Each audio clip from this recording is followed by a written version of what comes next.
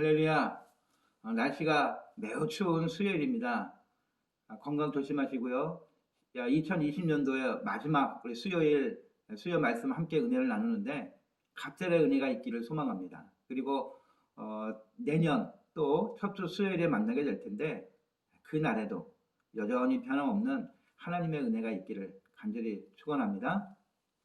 오늘은 사도행전 묵상 우리 7번째 시간입니다. 본문의 말씀은 사도행전 2장 14절에서 21절에 있는 말씀 제가 봉독하도록 하겠습니다. 베드로가 열한 사도와 함께 서서 소리를 높여 이르되 유대인들과 예루살렘에 사는 모든 사람들아 이 일을 너희로 알게 한 것이니 내 말에 귀를 기울이라. 때가 제3시니 너희 생각과 같이 이 사람들이 취한 것이 아니라 이는 곧 선지자 요엘을 통하여 말씀하신 것이니 일러스되 하나님이 말씀하시기를 말세에 내가 내 영을 모든 육체에 부어주리니 너희의 자녀들은 예언할 것이요 너희의 젊은이들은 환상을 보고 너희의 늙은이들은 꿈을 꾸리라. 그때에 내가 내 영을 내 남종과 여종에게 부어주리니 그들이 예언할 것이요 또 내가 위로 하늘에서는 기사를 아래로 땅에서는 징조를 베풀리니 곧 피와 불과 연기로다. 주의 크고 영화로운 날이 이르기 전에 해가 변하여 어두워지고 달이 변하여 피가 되리라. 누구든지 주의 이름을 부르는 자는 구원을 받으리라 하였느니라. 아멘. 본문 앞에 있는 13절에서는 이렇게 기록이 되어 있습니다. 또 어떤 이들은 조롱하여 이르되 그들이 새술에 취하였다 이렇게 기록을 하죠. 함께 기도하는 120명의 기도 소리는 세계 각국에 흩어져 있다가 돌아온 이 유대인들에게 꽤나 충격이 컸던 것으로 보입니다. 각 나라에서 온 사람들이 자기들의 언어로 된 기도 소리를 듣고 그들의 기도 속에 하나님의 행하신 놀라운 큰 일들을 들었으니 그들이 얼마나 많이 놀랐겠습니까? 성령이 임하였을 때 충만함으로 기도하는 그 사람들의 모습이 유대인들이 보기에는 마치 술에 취한 것처럼 아마 정신없이 그렇게 보였던 것 같습니다. 그래도 절기를 찾아왔던 그 경건한 유대인들이었는데 어떻게 그 기도 소리를 그렇게 평가할 수 있었을까? 좀 의아하기는 합니다. 여러분, 바로 그때 베드로가 일어나서 그 유대인들을 향해서 한마디 합니다. 이렇게 얘기하죠. 지금 시간이 제3시, 아침 9시이지 않습니까? 누가 벌써 술에 취해 있겠습니까? 이렇게 얘기를 하면서 뭐라 그러냐? 당신들의 생각처럼 우리는 술에 취한 것이 아닙니다. 이렇게 얘기를 하죠. 오히려 지금 그들이 듣고 있는 이 이해할 수 없는 이런 현상은 이미 오래전부터 구약의 선지자인 이 요엘로부터 예언된 일이었다는 것을 그들 앞에 지금 선포하고 있는 겁니다. 증거하고 있는 거죠. 구약에 익숙한 그 유대인들이니까 요엘의 말씀을 통해서 이렇게 성취되었다라고 증거하고 있으니까 지금 베드로의 그 말은 비난하고 조롱하던 그들의 이 유대인들의 말을 멈추게 했음을 우리가 알 수 있습니다. 그 베드로가 전했던 요엘의 예언은 무엇이었습니까? 오늘 본문 17절 이하에 이렇게 기록되어 있죠. 말세에 내가 내 영을 모든 육체에 부어줄 것이다. 너희의 자녀들은 예언할 것이요 너희의 젊은이들은 환상을 보고 너희의 늙은이들은 꿈을 꾸리라. 내가 내 영을 내 남종과 여종들에게 부어주리니 그들이 예언할 것이다. 내가 위로 하늘에서는 기사를 아래로 땅에서는 징조를 베풀 것이다. 주의 이름을 부르는 자는 구원을 받으리라. 바로 이 요엘의 말씀을 그들 앞에 선포한 겁니다. 여러분, 그런데 지금 기원전 9세기 전에 이 예언됐던 말씀이 이 베드로의 말을 듣고 나서 그 지금 기도하고 있는 성도들의 모습을 보니까 지금 자신들의 눈앞에서 이 성취된 것을 보았으니 이 유대인들이 얼마나 많이 놀랐겠습니까? 그러나 그 유대인들이 정말 놀라웠던 것은 단지 이 현상이 아니었습니다. 더 이해할 수 없었던 것은 지금 기도하고 있는 이 사람들, 그들이 예전과는 전혀 다른 모습으로 보였다라는 거죠. 이전과는 전혀 다른 담대한 모습을 보였기 때문이라는 겁니다. 특별히 오늘 본문 14절을 한번 주의 깊게 보시기 바랍니다. 14절 이렇게 기록했죠. 베드로가 열한 사도와 함께 서서 소리를 높여 이르되 유대인들과 예루살렘에 사는 모든 사람들아, 이 일을 너희로 알게 한 것이니 내 말에 귀를 기울이라. 눈에 띄는 단어가 있지 않나요? 어떻게 이럴 수 있지라고 눈에 띄는 그 단어가 있지 않았습니까? 이전에 제자들에게 찾아볼 수 없었던 그런 행동을 하는 그 표현이 있었습니다. 그게 뭐냐? 첫 번째는요, 소리를 높였다는 겁니다. 그리고 두 번째는 맨 뒤에 내 말에 귀를 기울이라 하고 사람들을 불렀다는 거죠. 지금 말씀을 전하고 있는 베드로와 다른 제자들을 한번 생각해 보시기 바랍니다. 예수님께서 잡히실 때, 고난당하시고 십자가에 죽으실 때 그들은 다 어디에 있었습니까? 심지어 베드로는 주님이 죽으신다고요? 내가 주님을 위해서 함께 죽겠습니다. 그렇게 호언장담했던 베드로, 그는 어디에 있었습니까? 모두 다 도망갔죠. 주님께서 부활하셔서 그들 가운데 나타나시기 전까지는 두려움과 절망에 사로잡혀서 그들은 그 집에서조차 숨조차 쉴 수 없는 숨죽여 지냈던 것을 우리가 성경을 통해서 알 수 있습니다. 행여 자기들의 이 숨소리조차 집 밖으로 새어나갈까봐 꼭꼭 숨어라. 얼마나 여러분 꼭꼭 숨어 있었던 그 제자들이었습니까? 그런데 그랬던 그 제자들이 지금 어떻습니까? 담대합니다. 그것도 소리를 높여 말합니다. 다들 와서 들으라고 광고까지 합니다. 지금 그들에겐 그 어떤 것도 두려움의 대상이 되지 못하다는 것을 알 수 있습니다. 언제든지 돌 맞아 죽을 수 있는 그런 상황, 그럼에도 불구하고 그들은 어떤 유동도 없습니다. 이런 담대함이 도대체 어디서 찾아왔을까요? 예, 바로 성령 충만함 때문이었습니다. 한마디로 성령으로부터 주어진 권능이라는 걸 알 수 있습니다. 예수님께서 사도행전 1장 8절에 이렇게 말씀하셨습니다. 오직 성령이 너에게 임하시면 너희가 권능을 받고 예루살렘과 온 유대와 사마리아와 땅 끝까지 이르러 내 증인이 되어라. 예수님 말씀하셨죠. 그런데 주님께서 승천하시며 말씀하셨던 그 권능이 오늘 그들에게 임했기 때문이라는 겁니다. 그 권능이 무엇이었습니까? 바로 담대함입니다. 그 어떤 상황, 어느 누구 앞에서도 증인으로 살게 만드는 그런 힘이라는 것을 여러분 믿으시기 바랍니다.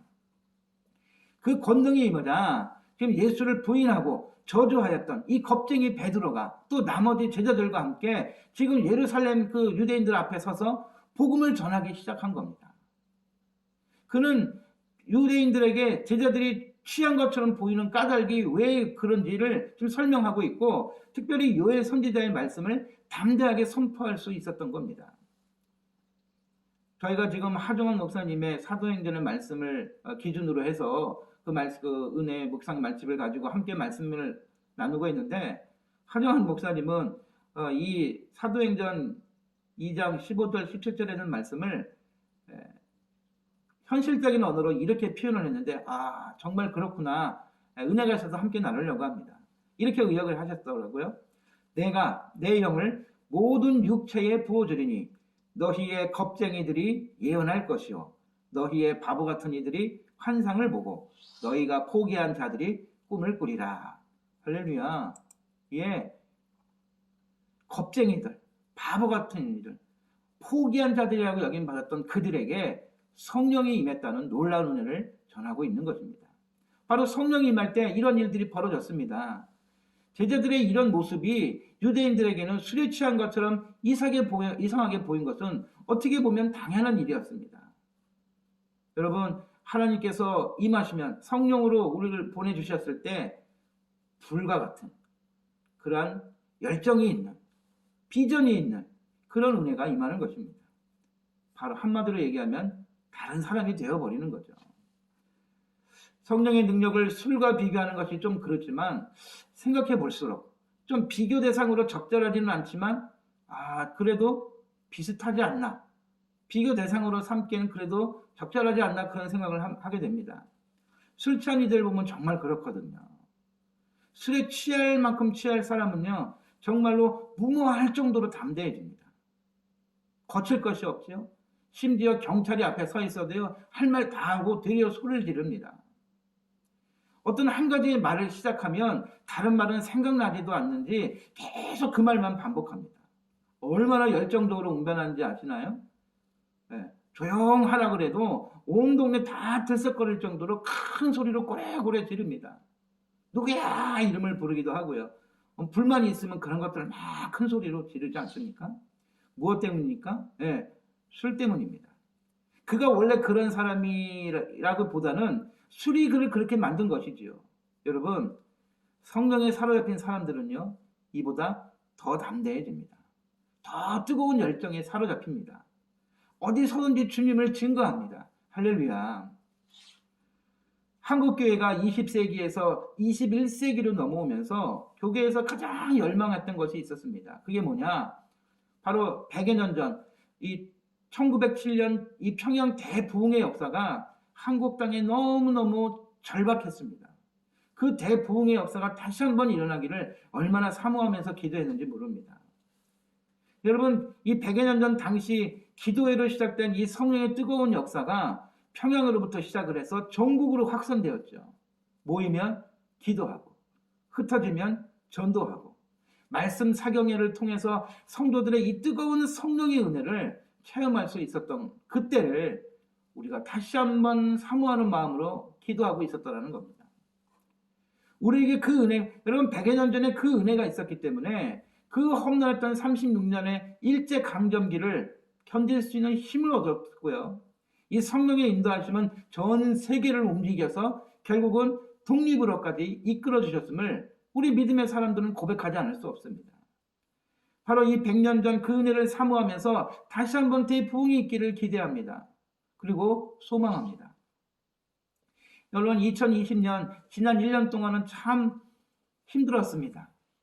함께 모여 예배드리는 시간도 조심스러웠고 또 함께 예배드리는 것도 어려워졌고 그 흔한 식사 자리에 함께 할 수 없었습니다. 그러나 가만히 생각해 봅니다. 한 세기 전의 부흥을 갈망하면서 20여 년 전부터 기도하였던 그 날을 하나님은 기억하실 것입니다. 그리고 하나님은 그 기도를 외면하지 않을 줄 믿습니다. 이 코로나를 겪으면서 그래도 어떤 방법을 찾아서라도 예배드리고 말씀을 묵상하고 어려운 이웃들과 교회들을 섬기기 위해 애쓰는 것을 보면 20여 년 전부터 지금의 때를 견디며 하나님의 말씀과 사랑을 나눌 수 있는 힘을 달라고 기도했던 분들이 있었기 때문이다. 우리가 함께 기도해왔기 때문이다. 하나님의 그 은혜를 잊지 않으셨다. 여러분 우리는 그 사실을 믿습니다. 지금 우리는 본문의 성도들처럼 한 지역을 흔들어댈 만큼 그런 뜨거운 기도를 할 수 있는 그런 상황은 아닙니다. 그러나 우리는 그 어느 때보다 하나님의 인도하심을 더 가까이에서 찾아야 할 때입니다. 술에 취한 사람들이라 조롱당할 만큼 큰 소리를 내어 기도할 수 있는 그런 상황은 아니지만 사회 구석구석에서 그리스도의 생명을 드러내는 빛이 되어야 합니다. 그런데 성령의 능력으로만 가능합니다. 늘 깨어있음으로 시대를 분별하고 세상의 가치가 아닌 성경의 이 진리를 붙잡고 가야 합니다. 성령의 능력이 이것을 가능하게 해주실 것입니다. 할렐루야. 이제 본문의 마지막 절에서 베드로는 성령의 임재가 모든 이들에게 임하게 하신 그 이유가 무엇인지 요엘의 예언을 통해서 이렇게 선포합니다. 21절 저를 따라 한번 해볼까요? 누구든지 주의 이름을 부르는 자는 구원을 받으리라. 다시 한번 같이 해볼까요? 누구든지 주의 이름을 부르는 자는 구원을 받으리라. 아멘. 사람은요 죽음에 직면하기 전까지는 정말 하나님을 필요로 않습니다. 왜 그럴까요? 나는 죽을 수밖에 없는 존재라는 것, 그거 인정하려 하지 않기 때문입니다. 죄의 삭은 사망이라는 것, 한번 죽은 것은 사람에게 정한 것이요 그 후에는 심판이 있다는 것, 그거 믿으려 하지 않습니다. 주의 이름을 부른다는 것은 무엇입니까? 예수가 구원자이심을 믿는 것입니다. 나는 죄인임을 인정하는 것입니다. 영적으로 죽은 자여 진노의 자녀라는 것을 인정하는 것입니다. 따라서 주의 이름을 부른다는 것은 우리가 그냥 단순하게 믿는다 그것이 아니라 나의 능력으로 주의 문제를 해결할 수 없고 오직 그리스도만이 나를 생명으로 인도해 주실 분이라는 그 사실을 믿는다는 것. 요한복음 1장 12절에 이렇게 예수님 말씀하셨죠. 영접하는 자 곧 그 이름을 믿는 자들에게는 하나님의 자녀가 되는 권세를 주셨으니 모든 성도들이 가장 많이 고백하는 요한복음 3장 16절, 하나님이 세상을 이처럼 사랑하사 독생자를 주셨으니 이는 저를 믿는 자마다 멸망하지 않고 영생을 얻게 하려 하심이라. 여러분, 그런데 이 모든 일이 가능하게 하는 것, 죄인임을 깨닫고 하나님을 마음으로 믿고 입으로 시인하여 구원의 길로 갈 수 있는 것은 바로 성령의 인도하심입니다. 베드로는 이 유대인들에게, 또 유대교를 개종한 이들에게 하나님은 만민을 구원하시려고 오늘 성령 강림의 은혜를 내려주셨다, 분명히 그들 앞에서 선포하고 있는 것입니다. 여러분, 이래도 유대인들의 말처럼 120명의 성도들이 술에 취해서 지금 고래고래 술주정하고 있다? 그렇게 말할 수 있습니까? 베드로의 말에 대꾸하고 있지는 않지만 여러분 어떻습니까? 유대인들도 어지간히 놀랐을 겁니다. 그리고 그들도 충격을 받았을 겁니다. 본문 뒤에 있는 37절에 그 베드로의 설교를 마친 뒤에 그들의 마음에 찔렸다라고 하고 있는 것을 보면 그곳에 있는 유대인들 가운데는 마음에 큰 감동을 받은 이들도 있었다는 것을 우리가 알 수 있습니다. 성령 강림의 사건, 이 땅을 구원하시려는 하나님의 선물입니다. 아멘. 성령께서 우리 가운데 함께 하시면서 영원한 생명의 길에서 살아가도록 인도해 주실 것입니다. 예수 믿는 것이 끝이 아니라 예수 믿는 사람으로 살아갈 수 있도록 인도해 주실 것입니다. 그리고 우리의 입이 예수를 자랑하고 하나님의 사랑을 선포하게 하실 것입니다. 지금 베드로처럼 그렇게 살게 하실 것입니다. 앞에서도 잠깐 말씀드렸지만 술 취하면 담대하고 말이 많아진다고 하죠. 사람이 술을 마시는 것이 아니라 술이 사람을 마신다고들 하더라고요. 여러분, 성령 충만하십시오. 그러면 세상 앞에서 믿음의 사람으로 담대히 살아가게 됩니다. 입만 열면 예수님을 자랑합니다. 내가 사랑하는 것이 아니라 성령께서 이끄시는 삶을 살아갈 수 있게 됩니다. 성령님의 이끄심을 사모하십시오. 그것이 믿음으로 살아가는 사람의 증거입니다. 우리 다 같이 기도하겠습니다. 성령님, 사모합니다. 나의 삶을 이끌어 주시고 예수 그리스도를 따라 이 땅에서 하나님의 자녀로 살아갈 수 있도록 인도해 주시옵소서.